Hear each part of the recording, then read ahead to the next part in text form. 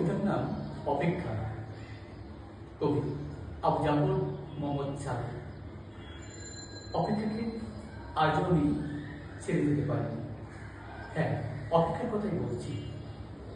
ভালোবাসার রক্তিম ধারালো স্নিগ্ধ ছোঁয়ায় এই হৃদয় থেকে এক এক করে ছেড়ে গেছে সব।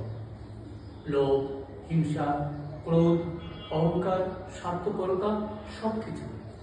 কিন্তু অপেক্ষাকে আজও আমি ছেড়ে দিতে পারিনি।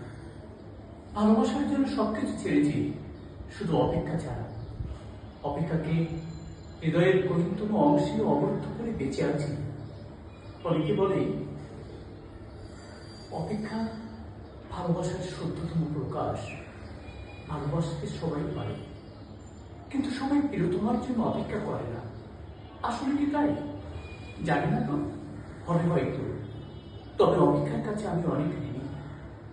প্রিয়তমার জন্য অপেক্ষা আমাকে পাখির মতো সহজ হতে শিখিয়েছে, শিশুর মতো অনাবিল হতে শিখিয়েছে, ফুলের মতো স্নিগ্ধ সুন্দর হতে শিখিয়েছে, আকাশের মতো বিশাল হতে শিখিয়েছে।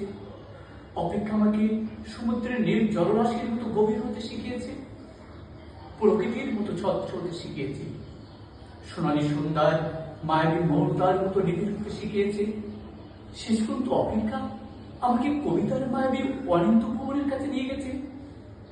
হৃদয়ের মধ্যে অপেক্ষাকে পুষে রাখা প্রতি মুহূর্তে কি কঠিন, অথচ সেই কাজটুকুই করে যাচ্ছি আমি প্রতি মুহূর্তে কি নিদারুণ আনন্দের সাথে।